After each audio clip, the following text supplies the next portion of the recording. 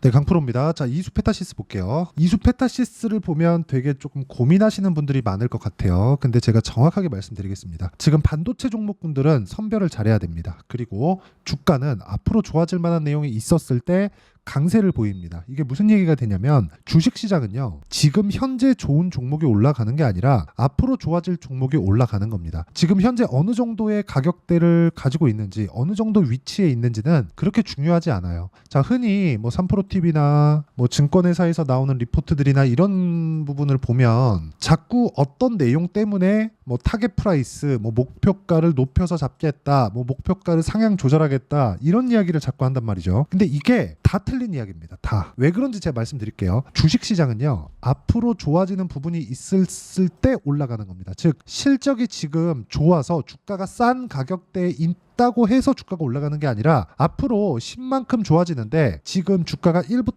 5까지 올라왔어요. 5배 올랐죠. 근데 앞으로는 10만큼 좋아질 수 있는 가능성을 가지고 있습니다. 그럼 이게 뭘로 작용하죠? 기대감으로 작용합니다. 숫자를 찍었을 때는 오히려 주가가 하락할 수 있는 가능성이 커진다. 자, 그러면 요걸 가지고 이수페타시스만 이렇게 딱 볼 게 아니라 엔비디아를 보면 답이 나오는 겁니다. 하이닉스가 오늘은 조정을 조금 받고는 있지만 하이닉스가 왜 그동안 그렇게 강한가요? HBM 때문에 그렇죠. HBM은 어디 들어가나요? AI 반도체 때문에 그렇습니다. 이쪽으로 많이 나가면 나갈수록 어디 쪽에 좋아지는 환경이 갖춰지나요? 이수페타시스예요. 이렇게 연결이 되는 거예요. 그러면 엔비디아를 제가 왜 좋게 계속해서 볼 수밖에 없는지 그 내용을 제가 한마디로 딱 표현을 해드리면 이것 때문에 그렇습니다. 엔비디아의 신제품 발표를 보잖아요. 그러면 아직까지 AI 반도체 수요가 꺾이지 않습니다. 뭘 보고 알 수 있느냐? 신제품 발표를 앞당기고 있어요. 제품 출시를 계속해서 땡겨서 발표를 하고 있다는 겁니다. 그동안 뭐 2년에서 2년 반 주기로 신제품을 발표해오던 걸 엔비디아에서 그 주기를 앞당겼습니다. 왜 그럴까요? AI 시대가 도래하면서 교체 수요는 계속해서 발생을 하고 23년도 그리고 24년도까지는 신규 수요라고 한다면 그 다음 신제품이 나오고 더 나은 성능을 보여줄 수만 있다면 또는 효율을 더 높여줄 수만 있다면 구매가 된다는 겁니다. 구매할 수밖에 없다는 거예요. 왜? 지금은 AI를 선점하기 위해서 전쟁 중이잖아요. 마이크로소프트, 구글, 메타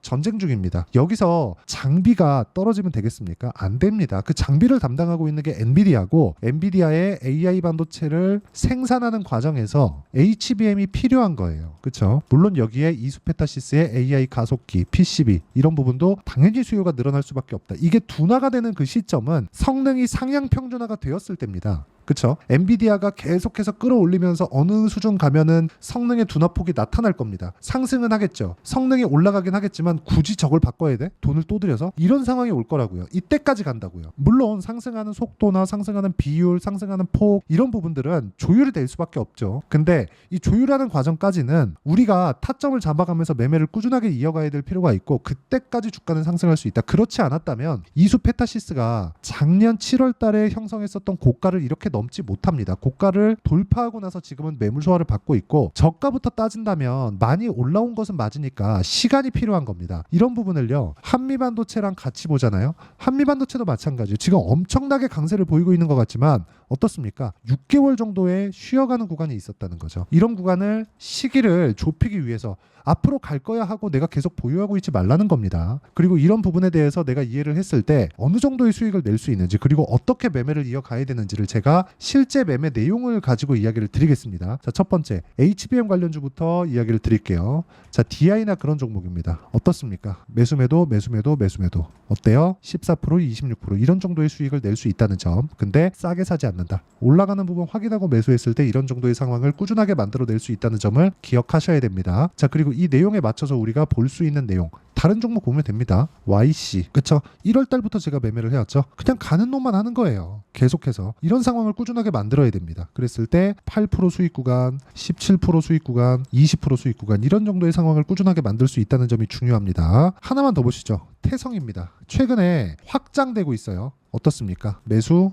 매도 50% 그쵸? 유리기판입니다. 이런 식으로 확장이 됩니다. 그리고 나서 이수페타시스 자 보세요. 제가 올라가는 구간에서 매매를 꾸준하게 해오고 있죠. 이런 상황을 꾸준하게 만들지 않으면 주식시장은 진짜 나한테 어려워질 수밖에 없다는 점이 중요합니다. 올라오는 온다, 이제 올라갈 것 같다, 이 상태에서 사지 않죠. 확실하게 올라가면 삽니다. 그렇죠? 그리고 이런 부분을 제가 여기 소통방에서 모두 공유를 해드리고 있고, 오늘 같은 경우에도 뭐 재룡산업이나 그런 종목들 보면 20%씩 이렇게 강세 구간에 들어가죠. 이런 상황을 내가 꾸준히 만들려면 가격에 대한 이해가 필요하고, 소통방에서는 가격에 대한 그 방식, 어떤 식으로 봐야 되는지 그 판단을, 그쵸, 제가 계속해서 실시간 시세를 토대로 이야기를 드리고 있으니까 구독과 좋아요 눌러주시고요. 상단에 있는 전화번호로 구독 또는 소통이라고 문자 보내주시면 소통방 입장 링크를 순차적으로 공유를 해드리도록 하겠습니다.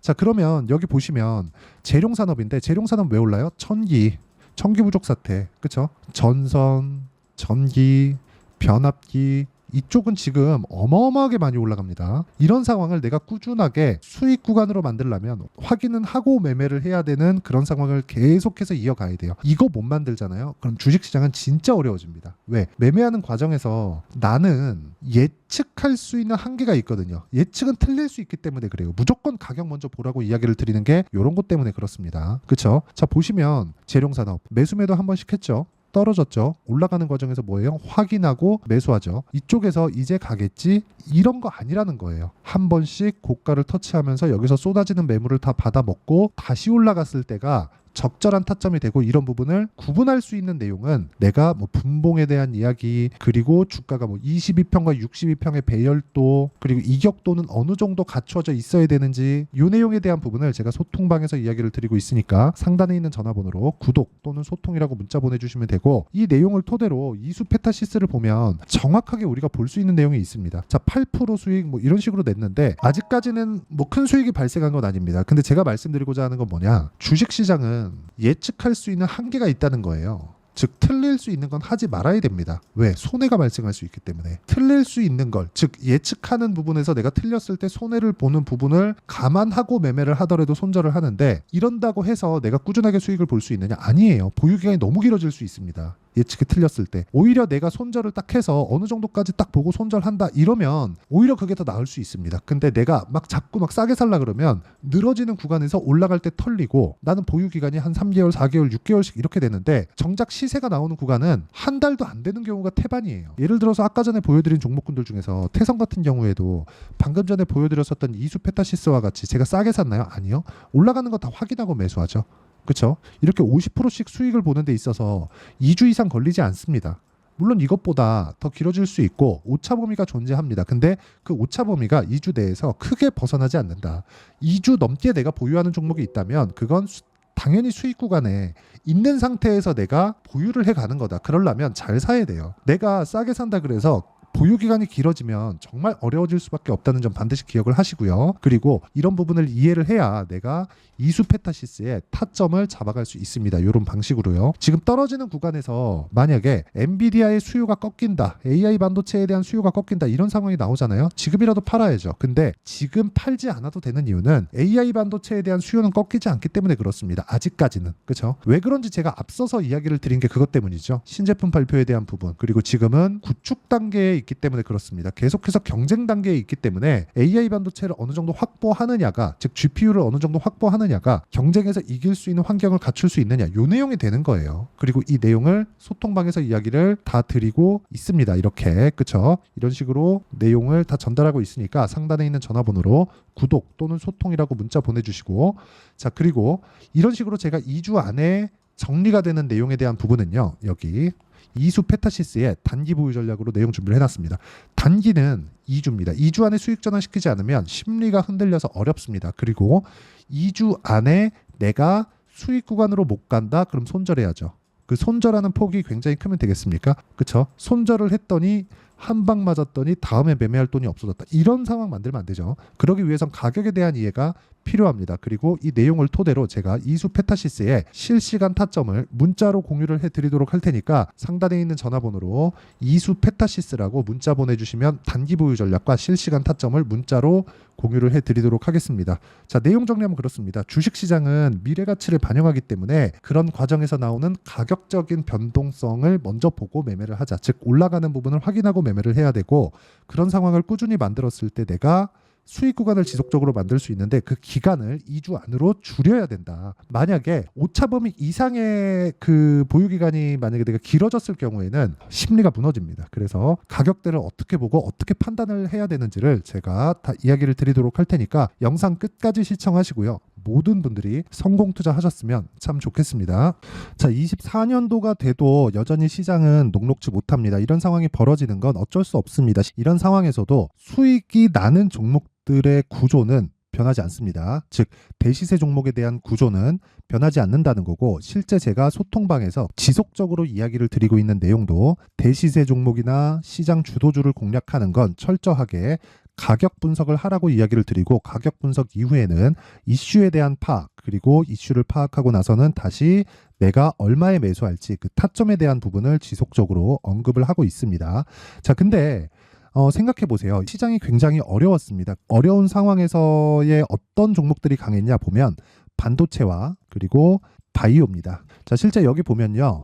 HLB에 제가 실제 매매한 내용을 띄워놓고 보여드리고 있는데 1월 22일부터 매매를 시작해서 4일 동안 31%의 수익 마감이 됐고요. 그리고 여전히 신고가 종목입니다. 자, 그리고 그 다음 어보브 반도체, 이름을 보시다시피 반도체 종목이죠. 그리고 AI 반도체는 지속적으로 강세를 보이고 있습니다. 이 종목도 신고가를 먼저 달성한 이후에 제가 21%의 단기간에 21%의 큰 수익을 내고 마감이 됐습니다. 다시 재공략을 준비하고 있고, 이런 부분은 소통방에서 다 공유를 해드립니다. 자, 그리고 코세스. 자, 코세스 같은 종목도 당연히 그쵸, 신고가 종목이고요. 그리고 반도체 종목입니다. 이 종목도 영업일 기준에서 이틀 동안 대략 한 15%의 수익 마감이 됐습니다.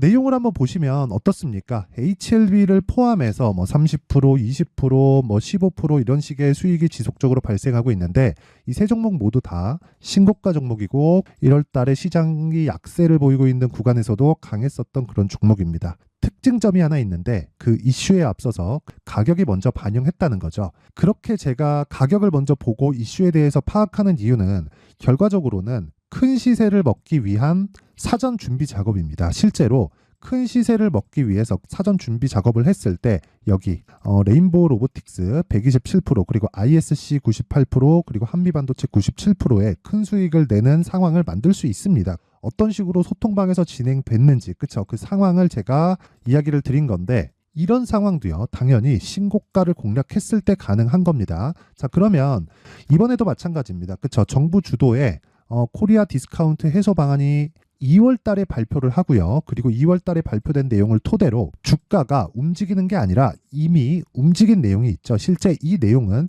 크게 중요한 게 아니라는 겁니다.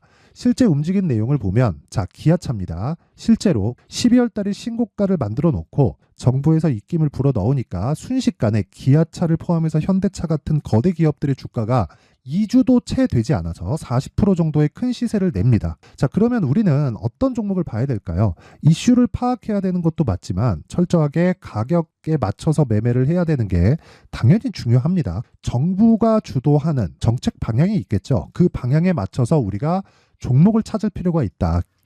자, 그러면 답이 나왔습니다. 정부가 주도하는 방향에 맞춰서 제2의 기아차를 찾는 게 지금은 중요하다. 근데 정부 정책의 방향에 맞게 가자. 그랬을 때 앞서서 제가 보여드렸었던 내용인 여기 레인보우 로보틱스 127%, 그리고 ISC 98%, 그리고 한미반도체 97%와 같은 수익을 낼 수 있습니다. 물론 시간에 대한 부분은 최소 2주의 시간이 필요하고요. 그리고 최장 3개월 안에 끝내야 됩니다. 자, 기아차의 시세를 보셨던 것과 같이 2월 달에 정부 정책의 방향이 결정되고요. 바로 3월 달이면 시행입니다. 자, 그러면 우리는 거기에 맞춰서 당연히 종목을 찾아야 되고, 제가 제2의 기아차를 찾아놨습니다. 제가 아까 전에 소통방에서 이야기를 드렸었던 내용 다 공개를 해드렸는데, 그 내용처럼 종목만 받고 싶다 하시는 분들은요, 상단에 있는 제 전화번호로 대시세, 자, 대시세라고 문자를 보내주시면 정부 정책의 방향에 맞는 종목을 모든 분들에게 무료로 공개를 해드리도록 하겠습니다. 자, 제가 원하는 건 채널 성장이 목적입니다. 자, 그래서 구독과 좋아요 꼭 좀 부탁드리고요. 모든 분들이 정부 정책에 맞는 방향으로 매매를 이어가서 큰 수익 보셨으면 좋겠습니다.